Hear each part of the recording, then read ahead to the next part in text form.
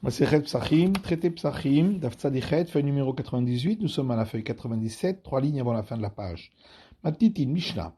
Amafrish Nekeva Lefisro, celui qui a désigné un animal femelle pour son sacrifice pascal, alors que ça doit être un mâle. O Zachar Ben Shanim, où il a désigné un mâle, mais de sa deuxième année, alors qu'il doit être dans sa première année. Yirae Hachi Istaev, Veimacher, Veiplu, Dama Blendava, Lishlamim. L'animal devra on devra le laisser paître jusqu'à ce qu'il ait un défaut. Et à ce moment-là, on pourra le vendre. Et avec l'argent qu'on recueillera, on achètera un sacrifice pacificatoire facultatif. Amafrish Pisro Oumet, celui qui a désigné un animal pour son sacrifice pascal, et lui est mort. L'Oyevi Enu Beno Aharav, son fils ne pourra pas apporter cet animal, le Shem Pesach en tant que sacrifice pascal, et là le Shem Shlamim, mais seulement en tant que sacrifice pacificatoire.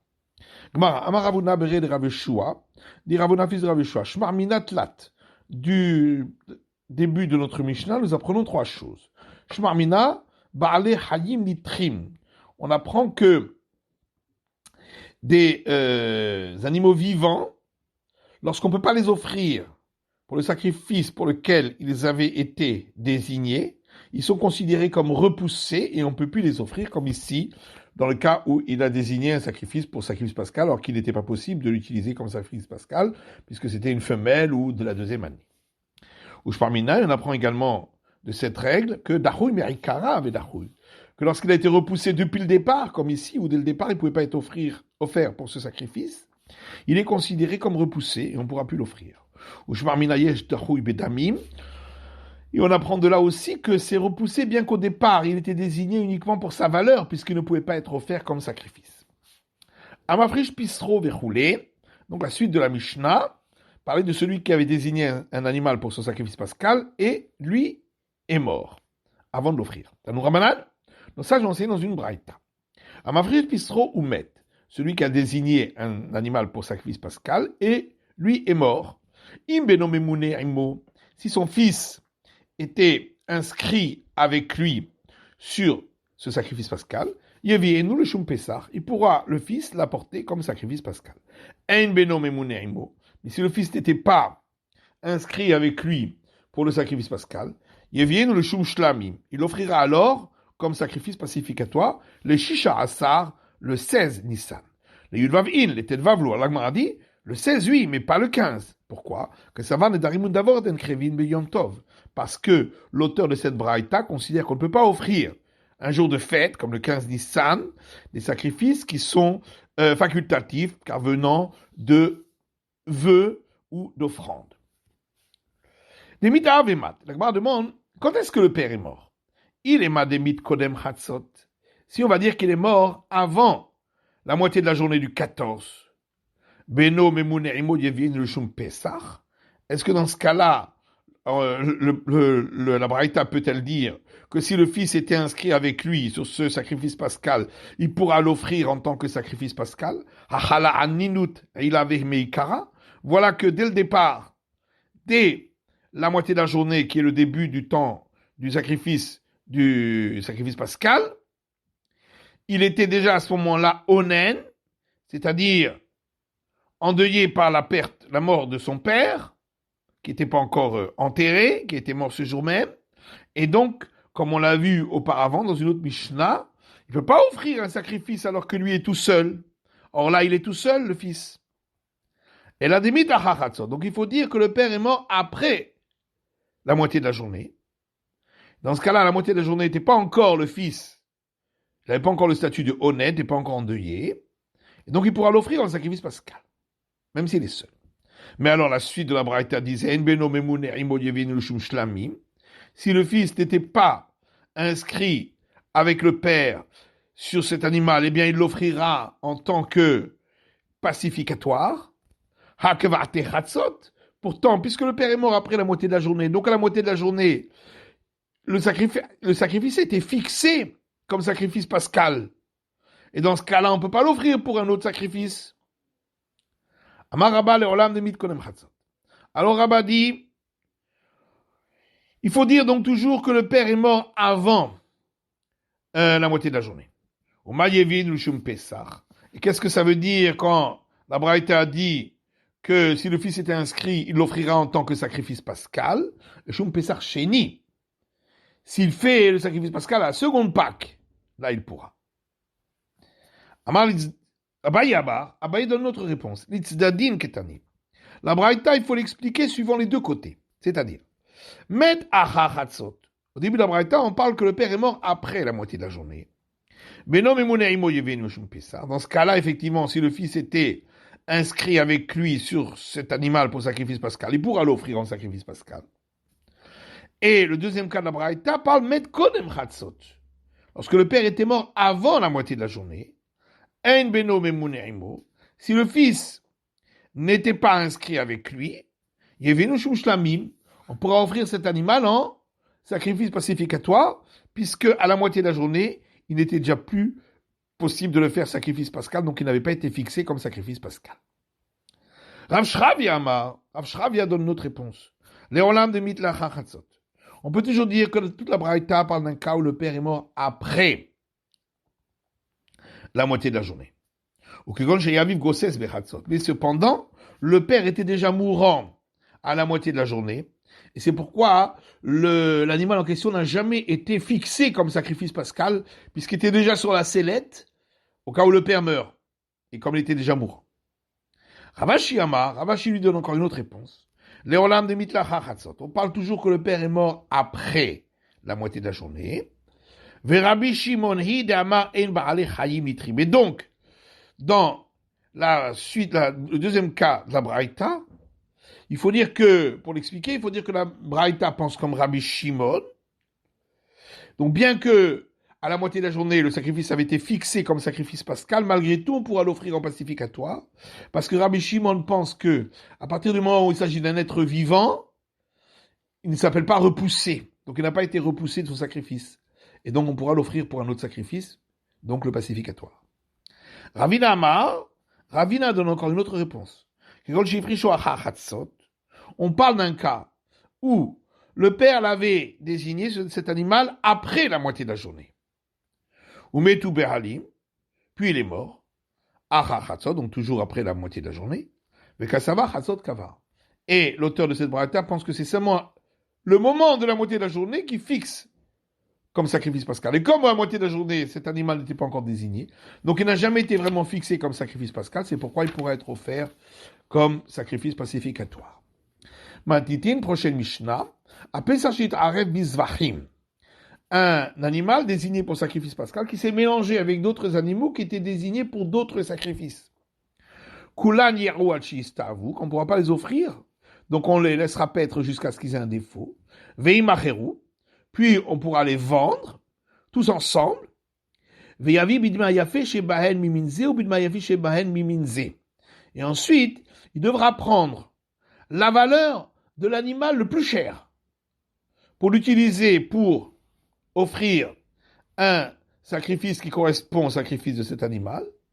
Et pareil, pour chacun des types de sacrifices, il prendra la valeur de l'animal qui est le plus cher de tous pour offrir un sacrifice qui est correspondant à celui-là. Mais il y a aussi la motam beto.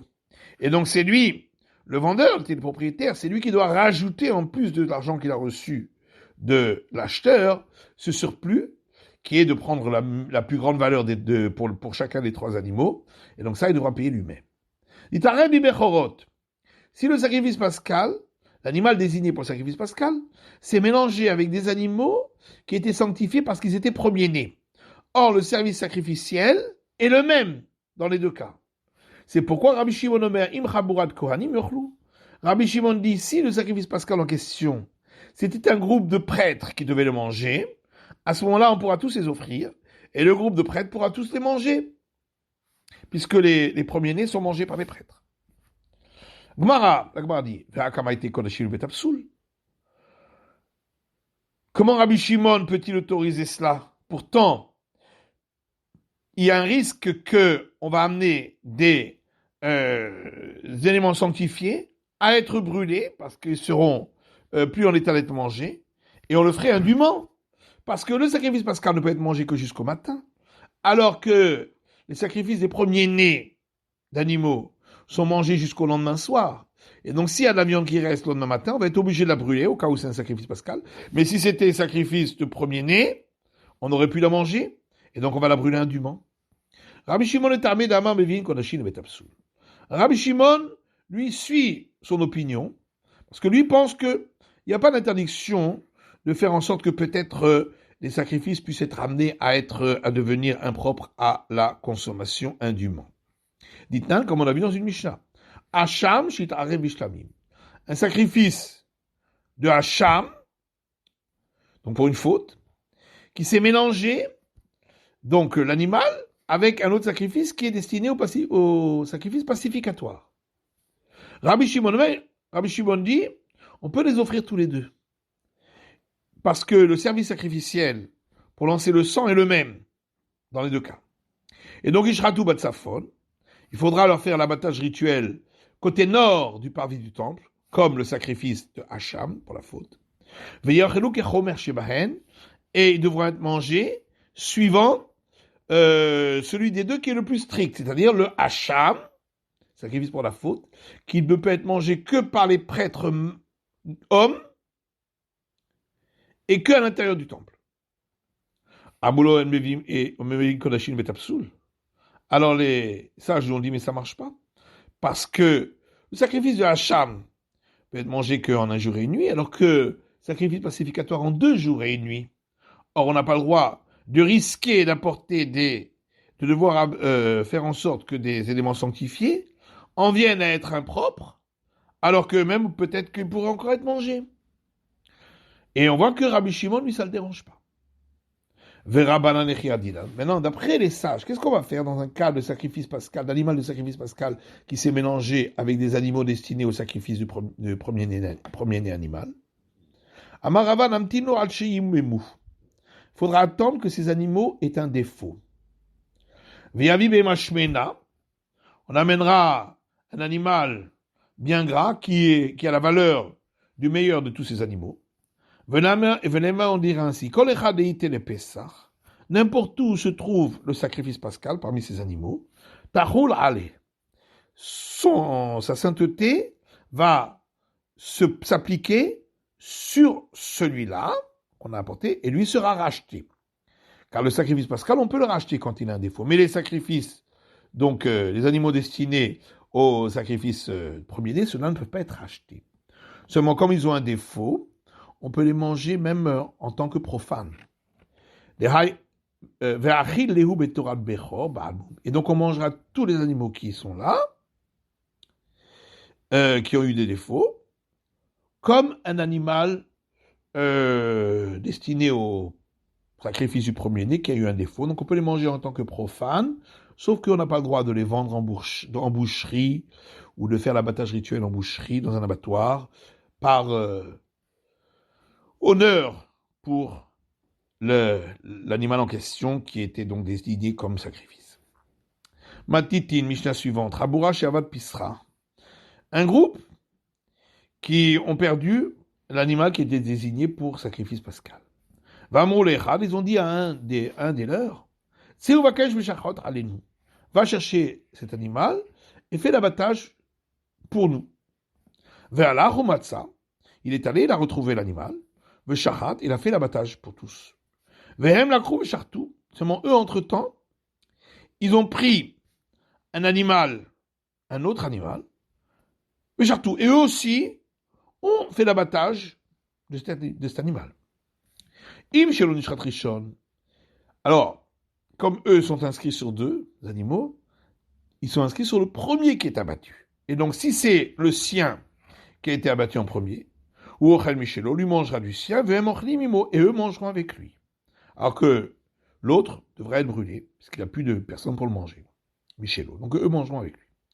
Si c'est le leur qu'on avait fait l'abattage rituel en premier, eux mangeront donc du leur, et lui mangera du sien. Maintenant, si on ne sait pas lequel des deux on a fait l'abattage rituel en premier, ou qu'on a fait l'abattage au même moment, donc on ne sait pas lequel a été fait en premier,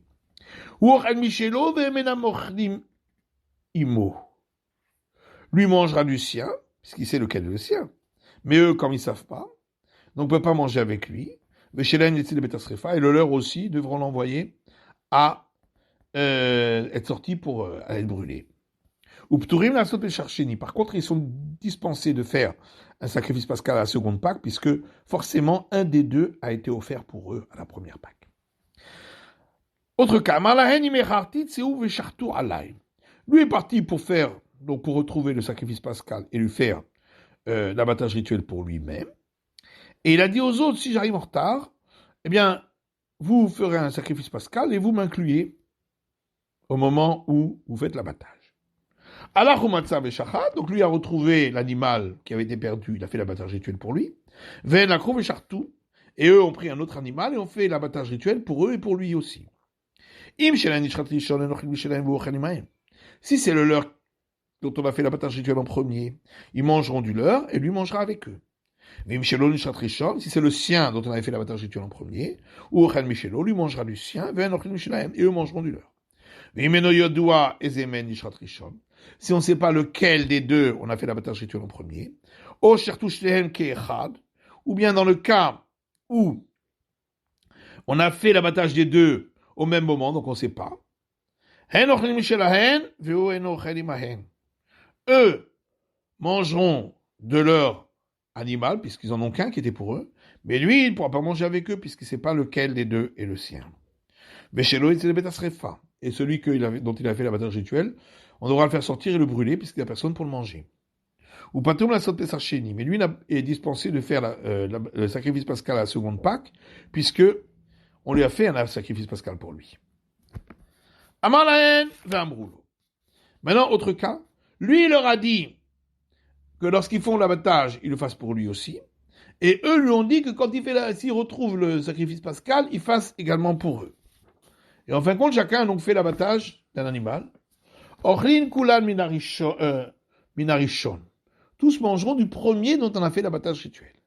Si on ne sait pas lequel des deux on a fait l'abattage rituel en premier, les deux, on devra les faire sortir pour les brûler. Lo amarlaen velo amroulo. Si chacun est parti, donc lui est parti pour retrouver, il a fait le sacrifice pascal, et eux ont fait un autre. Mais ni lui ni eux n'ont dit quoi que ce soit auparavant. Aucun n'est responsable du sacrifice de l'autre, et chacun mangera du sien. Deux groupes qui avaient fait chacun un sacrifice pascal, et devaient faire donc ils avaient chacun désigné un animal pour sacrifice pascal, et les animaux se sont mélangés avant l'abattage. Chaque groupe prendra un animal. Et un de chaque groupe va rejoindre l'autre groupe.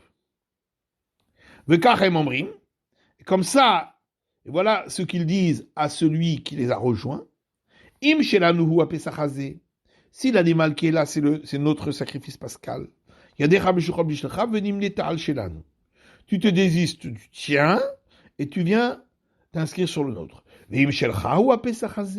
Si c'est le tien, ce sacrifice pascal, nous nous désistons du nôtre, et nous inscrivons sur le tien. Ainsi, il y aura toujours forcément une personne du groupe de départ qui est toujours inscrite. De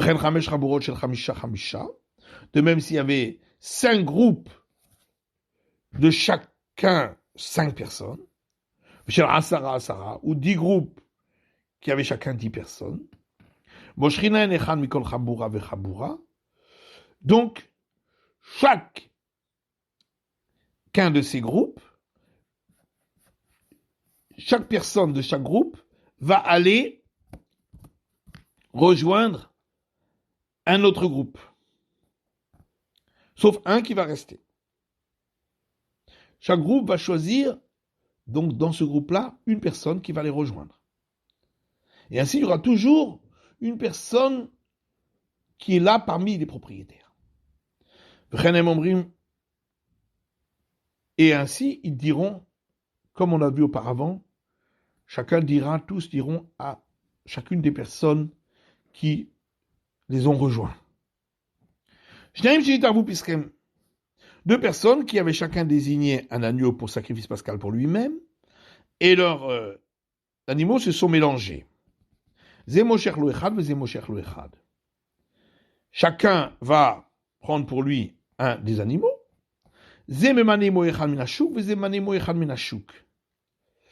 Et chacun va choisir une personne de l'extérieur pour s'associer avec lui. Ensuite, chacun va aller chez la personne qui a été désignée, qui s'est rajoutée avec l'autre. Et ainsi ils lui disent, si l'animal en question qui est avec moi, c'est bien mon animal de sacrifice pascal. Tu te désistes, tu tiens et tu viens t'inscrire avec le mien.